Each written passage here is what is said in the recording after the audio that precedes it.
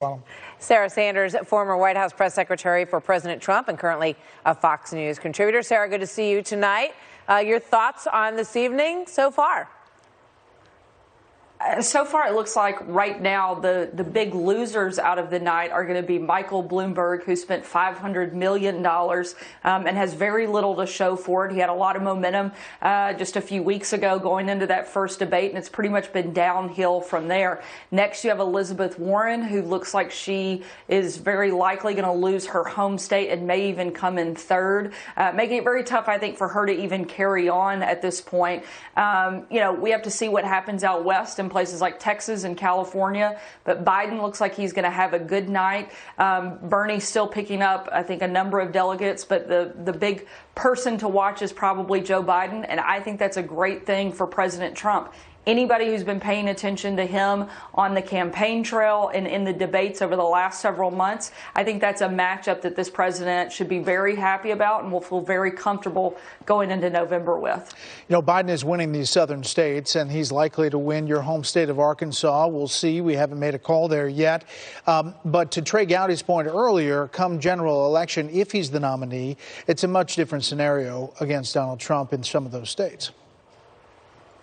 Absolutely. The states where Biden is doing well tonight are states that I think he will have a really, really tough time beating Donald Trump in. Certainly my home state of Arkansas. He may win the Democrat primary tonight, but I don't see any chance in any scenario in which he could beat Donald Trump here in Arkansas. One of the other things that I think you can look at is how the turnout is low in a lot of places that Democrats need to do well in order to beat Trump. If you look at a lot of the rural counties, particularly in places like North Carolina and Virginia, Democrat turnout is significantly lower in 2020 than it was in the primaries in 2008 and 2012, while at the same time you have counties like Harmon County, Oklahoma, that have had the highest Republican primary turnout for a presidential election ever in the last 2 decades. That shows the enthusiasm is clearly behind this president, even though he doesn't have a Republican primary opponent.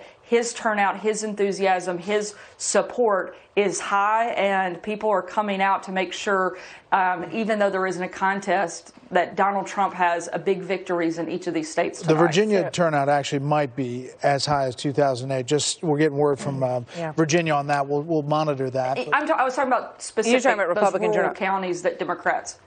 Yeah, rural counties that Democrats need to do well in, both in Virginia and in North Carolina. So, Sarah, with regard to Bernie Sanders, the president has spent quite a bit of time tweeting about how unjust the whole process is to Bernie Sanders, which I think has led a lot of people to think that he would rather run against Bernie Sanders than perhaps Joe Biden.